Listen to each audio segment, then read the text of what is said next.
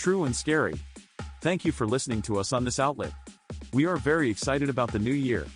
May your new year be filled with love and prosperity. We are happy to be part of your family. We will return right after this. Joseph, your host. True and scary.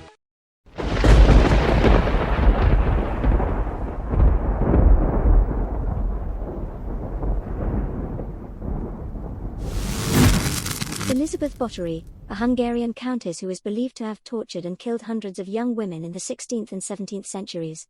The lore is that the countess thought bathing in her victims' virginal blood would give her eternal youth.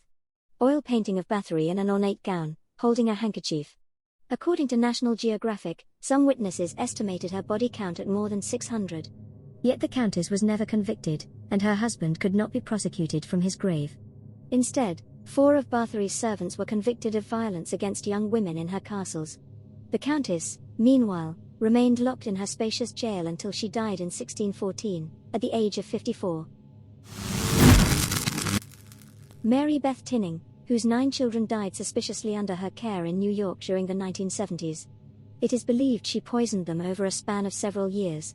Before being caught, she managed to convince people her children had died of different things like acute meningitis, seizures, cardiac arrest, sudden infant death syndrome, acute pulmonary edema, and bronchial pneumonia.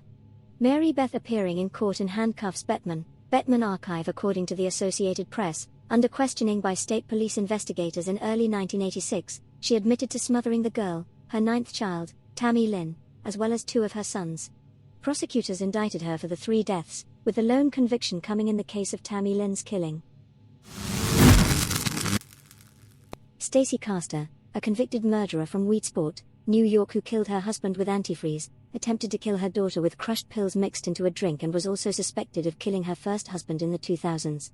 Stacey in court. Syracuse.com. Via YouTube.com. Caster's case became so widespread in the national news that there was even a special 2-hour edition of ABC's 2020 about it in 2009. Dorothea Puente, who ran a boarding house in Sacramento, California where she killed various elderly people and people with mental disabilities in the 80s. The total victim count reached 9 confirmed murders and 6 unconfirmed. Dorothea in court, in a prison jumpsuit. Puente was charged with a total of 9 murders and convicted of 3 of those. She received 2 life sentences without the possibility of parole and died in prison at Chowchilla on March 27, 2011, from natural causes.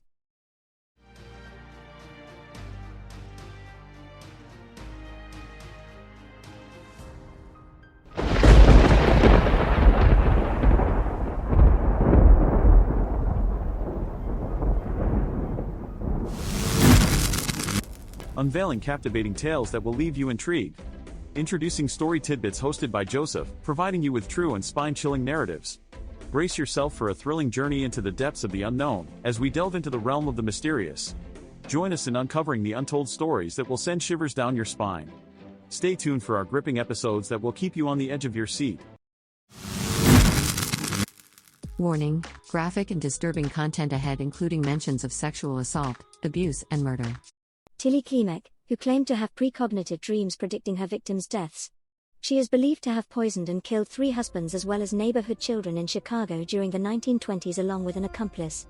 According to the Chicago Sun-Times, a March 6, 1923 story read, Tilly Klimek and Nellie Stormer Kulik, the so-called arsenic widows of the Polish Quarter, were placed on trial today for the murder of one of the numerous husbands they are alleged to have poisoned. Apparently, the women killed Klimek's second husband for insurance money and later married and poisoned other husbands. Myra Hindley, who was called the most evil woman in Britain in the press for her involvement in killing 5 children with her partner Ian Brady in the 1960s. According to BBC News, Ian Brady and Myra Hindley tortured, sexually assaulted, and murdered 5 youngsters in 1963-65, burying 4 of them on Saddleworth Moor, an area in northwest England.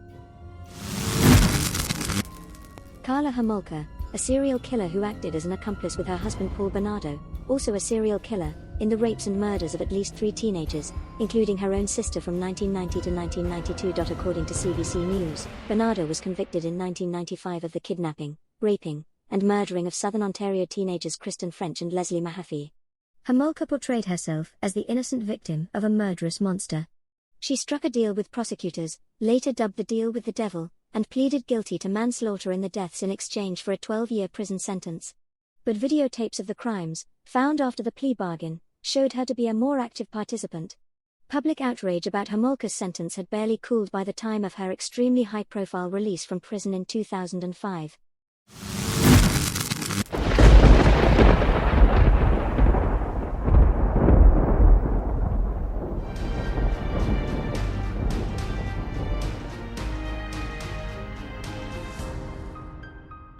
Prepare yourself for bone-chilling tales that will leave you on the edge of your seat. Join Joseph, your captivating host, as he shares true and terrifying stories from all corners of the globe.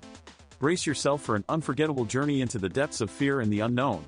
Are you ready to uncover the darkness that lurks among us? Tune in and let the haunting begin.